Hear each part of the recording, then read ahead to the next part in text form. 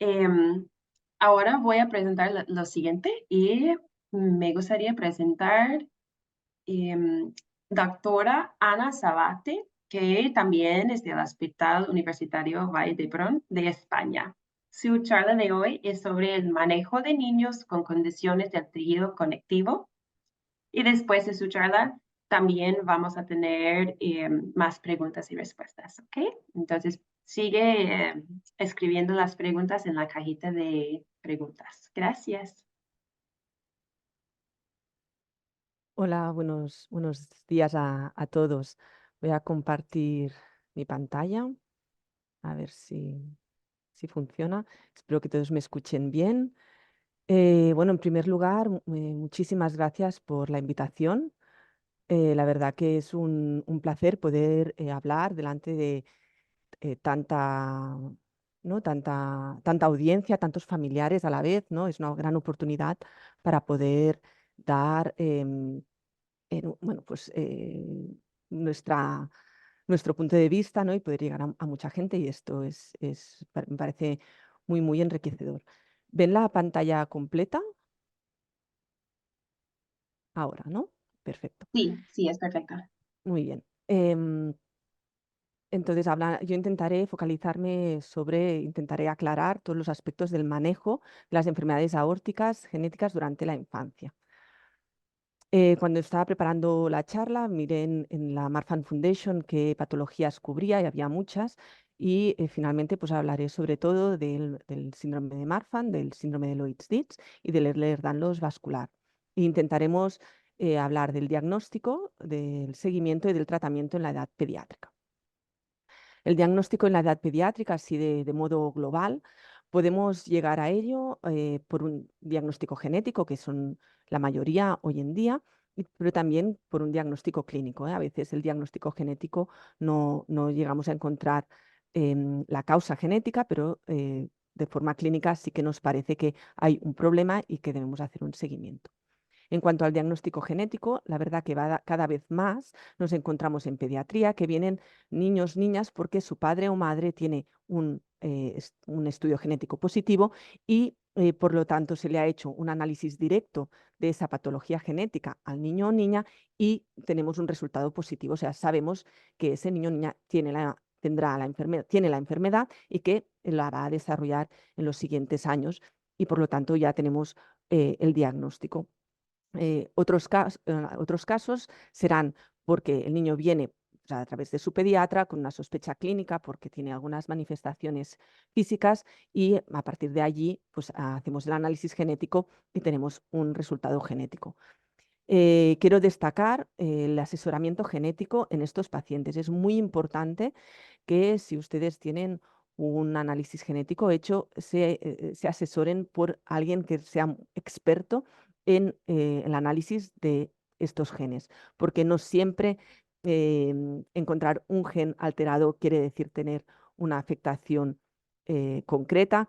Es mucho más complejo de cara también al screening, ¿no? A valorar el resto de familiares. Es muy importante que se asesoren bien para no caer en falsos diagnósticos.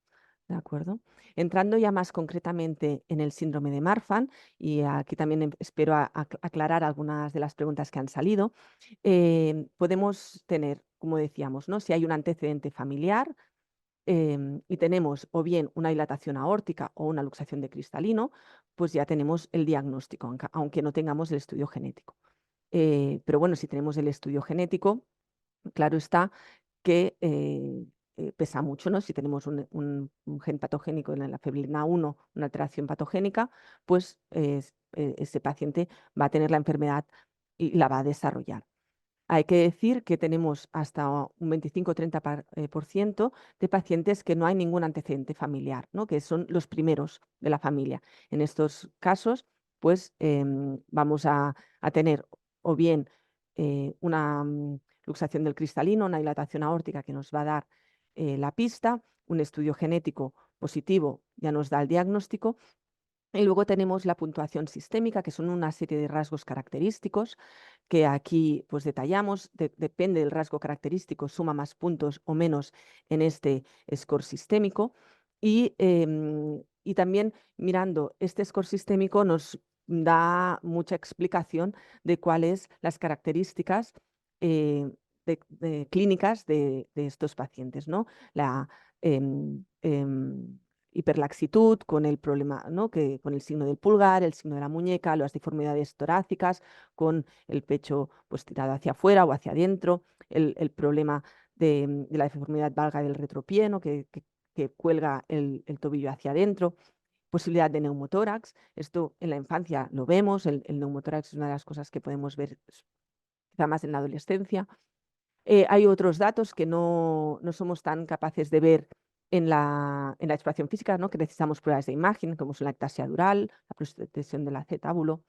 Y luego otras alteraciones que ya dan solo un punto, como son los rasgos faciales, si hay o no escoliosis, una envergadura elevada, ¿no? Tener una desproporción entre brazos y altura, o entre la distancia de la altura total respecto a la del pubis, la limitación de la extensión de los codos, las estrías, la miopía, el pie plano, también el prolapso de la válvula mitral, como comentaba el doctor Evangelista, pues es un problema que incluso nos da a veces más problemas en la edad pediátrica que no la dilatación en sí de la aorta, que en la edad pediátrica pues es más raro que nos dé problemas.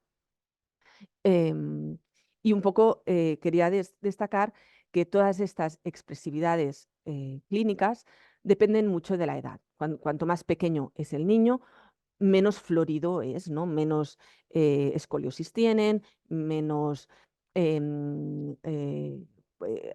¿no? Menos signos del pulgar, ¿no? Menos estrías. Hay toda una serie de signos que cuando son pequeñitos no somos capaces de ver. En cambio, la dilatación de la aorta o la luxación del cristalino es algo que es más homogéneo según la edad. Lo que comentábamos, ¿no? La afectación de la aorta sí que en cuanto a dilatación lo vemos ya en la edad pediátrica, pero la disección en la edad pediátrica es algo raro en el Marfan, por otro lado sí que vemos con más frecuencia problemas de la válvula mitral, incluso intervención de la válvula mitral en edad pediátrica. Quería destacar la diferencia del síndrome de Marfan clásico con esta forma neonatal. No tiene así todavía unos criterios diagnósticos como tal, pero sí que sabemos que el Marfan neonatal es con una afectación muy importante de la válvula mitral, con fallo cardíaco, que pueden dar también enfisema pulmonar severo. Estos casos tan floridos suelen ser diagnósticos de novo, se suelen dar en un segmento de la fibrilina 1 muy concreto y es completamente distinto de una detección precoz del síndrome de Marfan clásico, ¿no? Porque cada vez vemos más pacientes, incluso diagnósticos intraútero de Marfan clásico, porque hay el padre o la madre que lo tienen y podemos hacer el análisis directo en el bebé y sabemos que tiene el síndrome de Marfan, pero no es una forma neonatal, ¿no? Estos pacientes pues, van a tener una evolución pues, más tranquila como han tenido sus padres. Hablando del diagnóstico en el síndrome de Loeys-Dietz, también lo hemos hablado un poquito antes, la tríada clásica habla de tortuosidad de las arterias en toda la vasculatura del cuerpo. Aquí vemos una imagen, ¿no? De la gran tortuosidad intracerebral que pueden tener estos pacientes. Pueden tener también dilataciones ya no solo en la raíz de la aorta, sino también a nivel de aorta abdominal, de otras arterias, tortuosidades en varios puntos de la anatomía.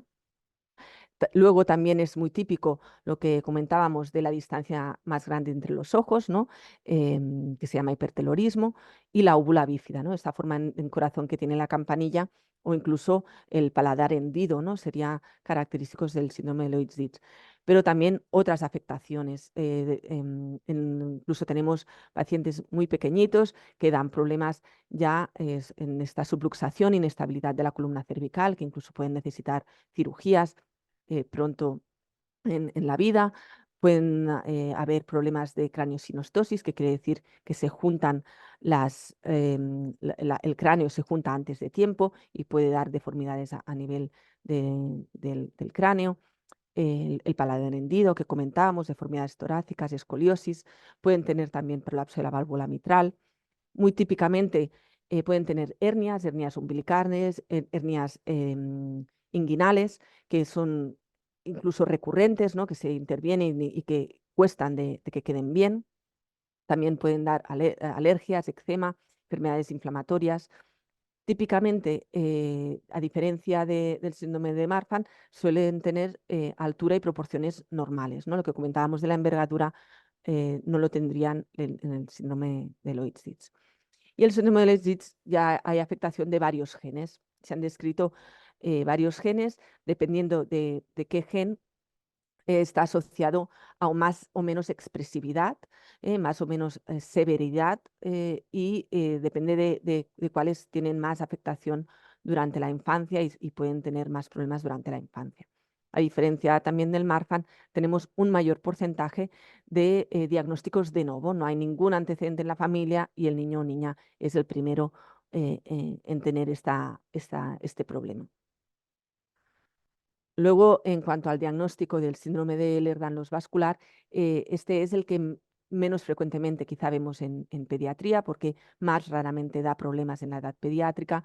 La mayoría se diagnostican en la edad pediátrica a raíz de que el padre o la madre están afectos y se hace el diagnóstico en el niño. Y bueno, como ya saben, pueden dar aneurismas, pueden dar rotura arterial incluso sin aneurisma, pueden dar también problemas a nivel intestinal, uterino.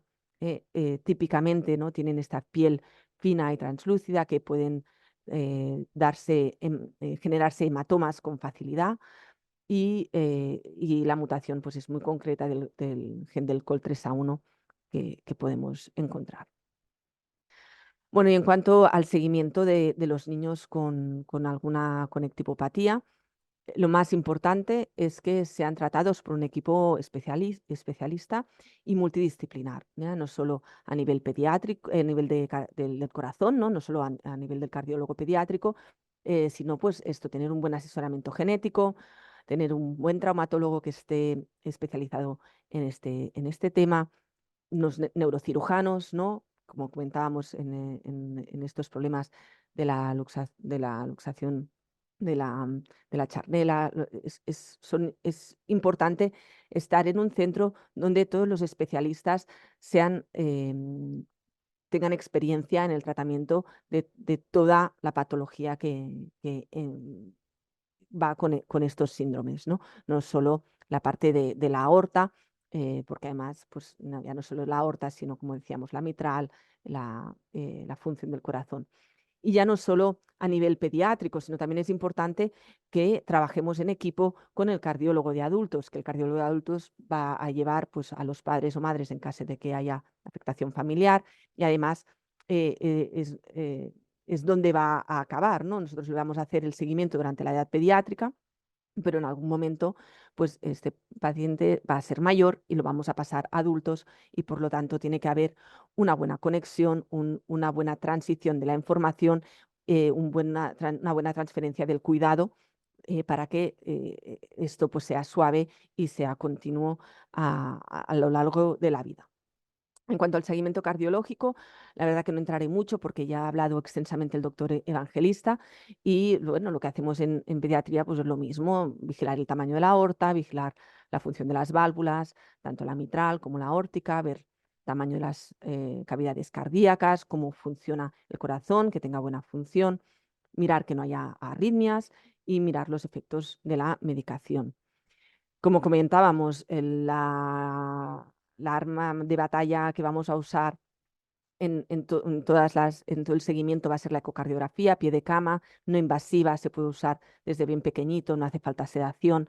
Y esto pues, nos va a dar muchísima información. No todos los datos que comentábamos con la ecografía podemos llegar a ello. También vamos a hacer en casi cada visita es un electrocardiograma, ¿no? El electrocardiograma nos va a dar información de la electricidad del corazón y que puede estar alterada en estos pacientes y la tenemos que vigilar. Luego tenemos la resonancia magnética, el angiotac, que como ha comentado el doctor Evangelista, las vamos a indicar pues igual que en adultos, ¿no? Con las mismas indicaciones. Vamos a ser más restrictivos a la hora de pedir angiotacs, porque el angiotac irradia, ¿no? Y por lo tanto lo vamos a dejar ya solo cuando estamos casi a punto de operar, ¿no? O estamos dudando mucho de si ya llegamos al tamaño de operar, será el momento de quizá pedir un angiotac. Mientras tanto, nos vamos a apañar con la resonancia magnética cardíaca, que también nos da muchísima información, ya no solo del corazón, de la aorta proximal, sino de toda la anatomía de vascular, desde la cabeza hasta los pies. Nos va a dar muchísima información y la vamos a pedir. No la vamos a pedir el primer día, ni, bueno, depende, ¿no? Depende del paciente, le vamos a pedir más pronto, más tarde. Intentamos siempre esperar a que el paciente colabore para poder pedirla, pero hay veces que no podemos esperar y la pedimos antes y si hace falta se seda un poco, ¿no? Con la ayuda de anestesistas se seda un poco para que poder hacer toda la prueba sin problemas. Cuando son un poco más mayores se les pone un vídeo para que una película, para que estén tranquilos y suelen aguantarlo bien y no tiene mayor problema. Y cada vez más intentamos hacer estas resonancias sin contraste, si podemos, para que sea lo menos invasiva posible.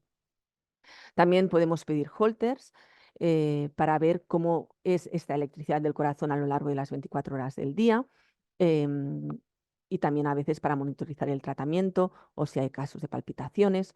Y también podemos pedir pruebas de esfuerzo, sobre todo pues en aquellos casos que hagan, ¿no? Esto sí que requiere colaboración, ¿no? Porque evidentemente necesitamos que hagan la bicicleta o que corran, pero lo vamos a usar sobre todo pues, en niños más mayorcitos que quieran hacer deporte y para poder asesorarles para poder hacer el deporte con el menor riesgo posible. Pero bueno, esto ya lo hablará más la doctora Muiño posteriormente. Quería aquí comentarles, a ver si esto lo puedo parar. Em, Quería comentarles un poco las discrepancias del tamaño aórtico, un poco el doctor Evangelista ya ha hablado de ello. Decir que en pediatría pues, solemos medir las aortas en sístole, pero también las podemos medir en diástole. En resumen, hay varias maneras de medir la aorta. Y ya no solo esto, sino que hay varias tablas de referencia de estos tamaños, ¿no? Porque tenemos que referirnos a tablas de referencia, porque los niños pues tienen su peso y su talla y este peso y talla va cambiando y no hay un valor absoluto, sino que nos tenemos que referir a este peso y talla para decidir si ese tamaño es dilatado o no es dilatado. Y como ven aquí, pues dependiendo de qué referencia usemos, el Z-score, ¿no? Que es este valor indexado por peso y talla, nos va a dar distinto. Por lo tanto, un poco lo mismo que decía el doctor Evangelista. Lo más importante es que sea el mismo grupo y que lo haga de la misma manera, que siempre se mida la aorta igual y que siempre se use el mismo valor de referencia. De esta manera, pues el error va a ser mínimo. Y también, bueno, lo que ya se comentaba de la simetría de la aorta, que esto pues lo tenemos que tener en cuenta en el seguimiento en niños, pues igual que en adultos. En cuanto al tratamiento, en la edad pediátrica, pues igual que en adultos, vamos a tener tres pilares: el tratamiento médico, el tratamiento quirúrgico y el estilo de vida, los tres muy importantes. El tratamiento médico, pues como primera premisa, el control estricto de la tensión arterial. Niños no suelen tener la tensión alta, con lo cual esto no suele ser un problema. Y vamos a empezar la medicación un poco, esto no hay unas guías todavía publicadas, estamos trabajando en ello, pero y la verdad que hay discrepancia dependiendo del grupo, van a empezar el tratamiento antes, otros van a esperar un poquito más. Em, se puede usar el tratamiento beta bloqueante, se puede usar los bloqueantes de los receptores de la angiotensina, a veces se pueden combinar ambos y el tratamiento al final va a ser muy a medida, ¿no? Dependiendo de cada paciente, vamos ahora a un poco detallar los diferentes, ¿no? Los diferentes grupos de tratamiento, pero vamos a usar uno, vamos a usar el otro, vamos a usar una combinación en función de cada paciente cómo vaya. Y también cada grupo va a usar diferente medicamento. Y estos medicamentos, ¿qué evidencia hay, ¿no? De que realmente sirvan? A ver, la evidencia no es mucha, no es que haya unos ensayos clínicos como nos gustaría, placebo, ¿no? Versus tratamiento, con unos grandes seguimientos a largo plazo. Esto no existe, y menos en pediatría, pero sí que hay bastante evidencia que indica que este tratamiento hace, ¿no? Y algo enlentece este crecimiento y de hecho, pues es de las pocas cosas que podemos hacer, ¿no? Por lo tanto, parece lógico que se indique en algún momento. Se le atribuye, ¿no?, a estas medicaciones un efecto mecánico sobre esta aorta. Por un lado, el beta bloqueante, ¿no?, lo que hace es disminuir la frecuencia del corazón, disminuir los latidos, y esto, quieres que no, disminuye los impactos de la sangre sobre esta aorta. Y por otro lado, tanto el beta bloqueante como los sartanes hacen una vasodilatación periférica, disminuyen, ¿no? Y todo esto hace disminuir la tensión arterial y esto hace que el impacto, ¿no?, el efecto globo sobre esta aorta disminuya. Y luego también se les atribuye un efecto directo sobre la capa media aórtica, haciéndola algo más resistente. Y parece pues que estos tratamientos son eficaces a la hora de enlentecer esta dilatación aórtica. Y muchos no me preguntan en la consulta, pues qué efectos secundarios tiene. Yo pues suelo usar el atenolol, sobre todo en el Marfan, en el Oitzit, uso más el celiprolol en el Ehlers-Danlos vascular. Hay que tener en cuenta que los betabloqueantes pueden dar broncoespasmo, ¿no? Pueden dar, si el paciente tiene asma, pues hay que usarlos con cuidado. Pueden hacer hipoglucemia y por lo tanto en pacientes con diabetes también hay que andar con cuidado. También hay que andar con cuidado si hay deseo de embarazo y lactancia. Esto en la edad pediátrica obviamente no va a ser el problema, pero se pueden usar, por ejemplo, el metoprolol. Pero bueno, son precauciones que ya sabemos y que tenemos que tener en cuenta. Y los efectos adversos más frecuentes pues van a ser enfriamiento de dedos y manos, de las manos y de los pies, lo que comentábamos, los latidos cardíacos más lentos, a veces pueden dar trastornos gastrointestinales, ¿no? Algo de náuseas, algo de diarrea y cansancio. Estos son los más frecuentes, pero todos estos suelen ser bien llevados y uno pues se acostumbra y no suelen dar mayor problema. Solemos empezar a dosis bajitas y se sube muy poquito a poco para que esto no aparezca o aparezca lo mínimo posible. Y podemos dar el tratamiento bien en jarabe como en comprimidos, y estos comprimidos se pueden partir, por lo tanto podemos empezar con dosis muy pequeñas y ir subiendo de forma paulatina. Destacar que el ciliprolol sí que es de dispensación hospitalaria, a diferencia del atenolol. En cuanto a los sartanes, estos antes del año de vida no sería recomendable porque parece interferir en el desarrollo del riñón y aunque por ficha técnica se habla que se pueden dar a partir de los 4 años, nosotros a partir del año la verdad que ya los vamos usando. Sí que hay que tener precaución, si hay insuficiencia renal, si hay insuficiencia hepática, pues mejor no usarlos, si hay estenosis de la arteria renal, no usar. No se pueden usar durante el embarazo y la lactancia. Y los efectos adversos más frecuentes serían el mareo y la hipotensión ortostática. Quiere decir, lo de levantarse rápido del sofá, por ejemplo, y que uno se marea, que es muy típico esto, los sartanes lo pueden hacer, bueno, igual que también el beta bloqueante, ¿eh? Son efectos secundarios frecuentes, pero que suelen tolerarse bien y que simplemente pues levantándose uno un poquito más despacio, si ya lo sabe, hidratándose bien, suele esto tolerarse bien.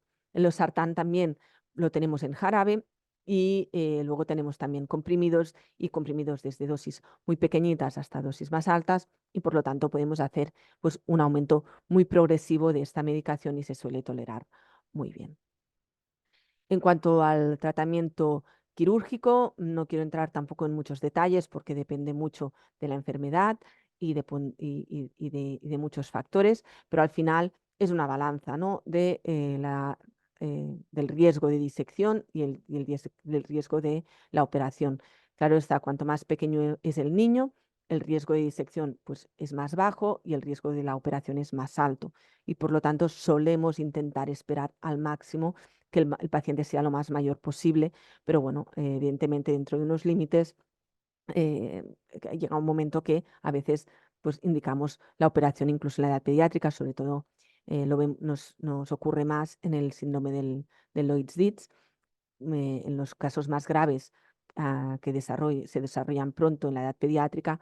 Estos nos encontramos a veces con edades precoces que, aunque los niños sean pequeños, ya tienen unos tamaños que ya tenemos que pensar en operar.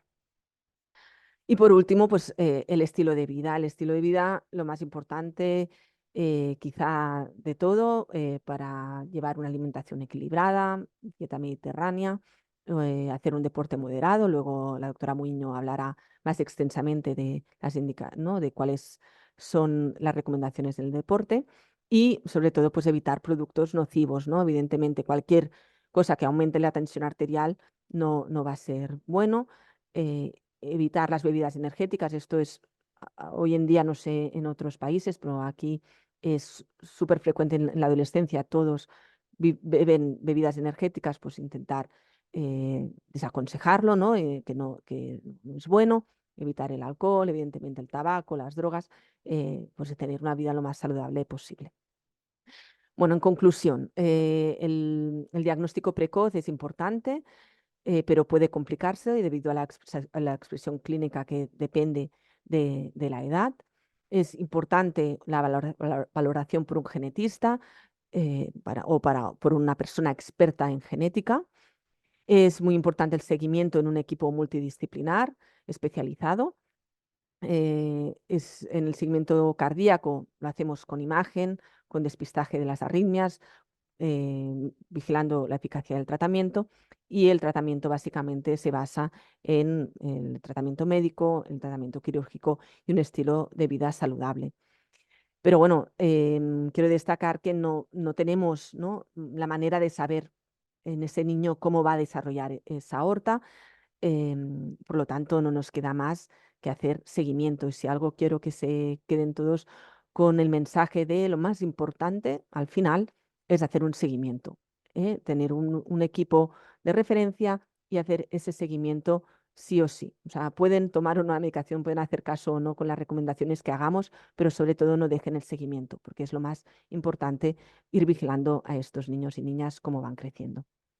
Pues esto es todo. Espero poder responder más preguntas si hay, y muchas gracias por su atención. Muchísimas gracias, doctora Ana.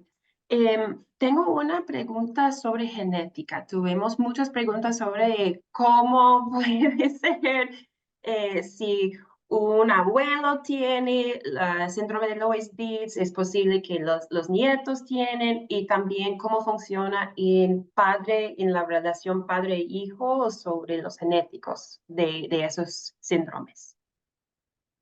¿En el Lloyd's o en todos te refieres? Eh, las preguntas estaban sobre el OISDs específicamente, pero me imagino porque son muy relacionadas puede ser lo mismo.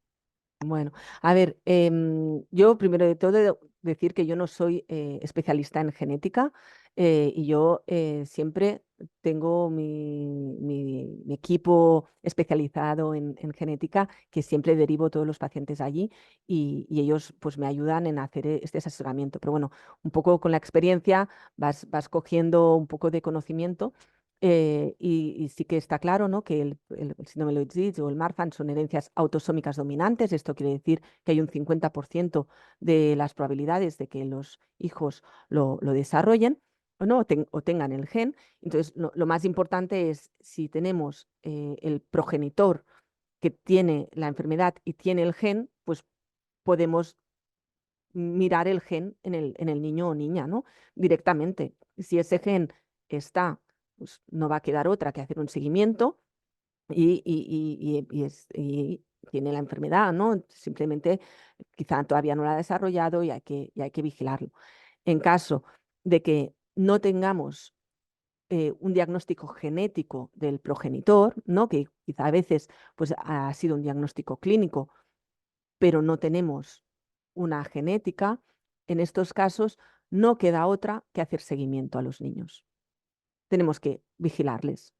Bueno, niños y adultos, ¿no? Luego cuando crecen, pues pues, tienen que seguir, quizá no hace falta tan a menudo, quizá más espaciado, pero algún seguimiento de esa aorta hay que hacer, porque no sabemos.